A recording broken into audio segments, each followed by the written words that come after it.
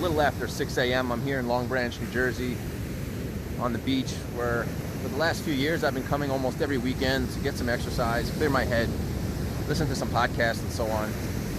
It's been a real interesting week. I'm so appreciative of the feedback I got with the video I published of my journey getting into shape.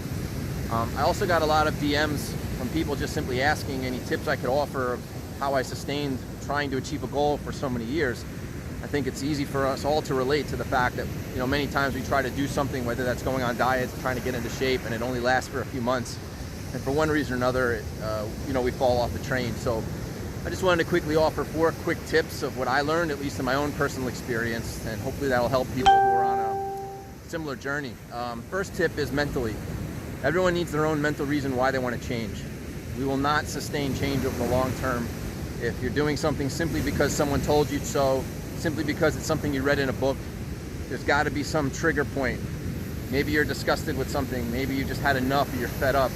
There's some trigger point that's got to light that spark. And as you saw from my video, my trigger point was my daughter just simply saying I had a fat belly. That was enough for me. But that's just taking the first step. After we take the first step, then what? So I documented my goal, which is tip number 2. I documented short, mid, and long-term goals.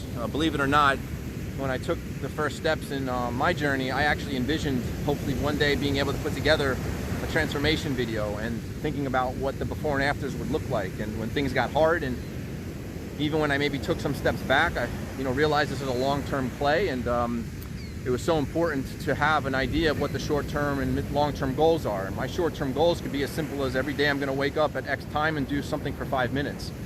In the beginning, I just committed for 2 weeks to doing like 25, 30 pull-ups, push-ups, and so on. Short goals, maybe it took me a half hour to do all of that, but they kept me going and they kept me focused. So that's tip number 2. Tip number 3 is daily habits.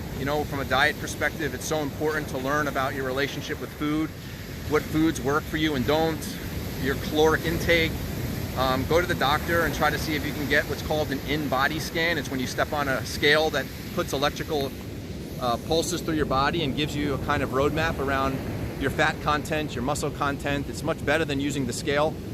So diet is the third and most important thing, and this takes time and is a constant changing thing. I can't tell you how many diets I tried. I did intermittent fasting. I counted calories. I tried keto, and in the end, intermittent fasting helped me lose fat quickly, but it's not something I found sustainable over the long term. I really started to hone in and understand what foods are good for me, my eating habits, the time of days I eat. I'm an early riser, so you figure it out.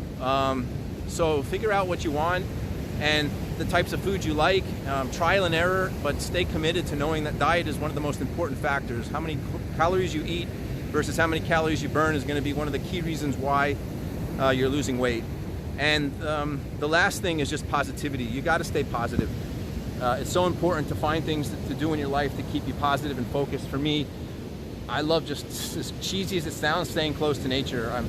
I love going to the park. I love coming to the beach, and finding that sort of alone time for 30 minutes, an hour is a real great way to hit the reset button in your mentality. And when things are stressful and you think you're taking steps back, when you hit a plateau, staying positive is really going to help, because I can't tell you how many times, like during COVID, where I actually packed on some weight or I fell off my habits, I started eating crappy.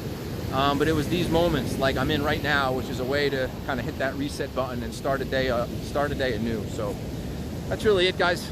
Maybe this is helpful. If so, I'd love to hear about it. And maybe if you're going through a similar journey, so maybe there's some nuggets of information you got from this. But until next time, thanks.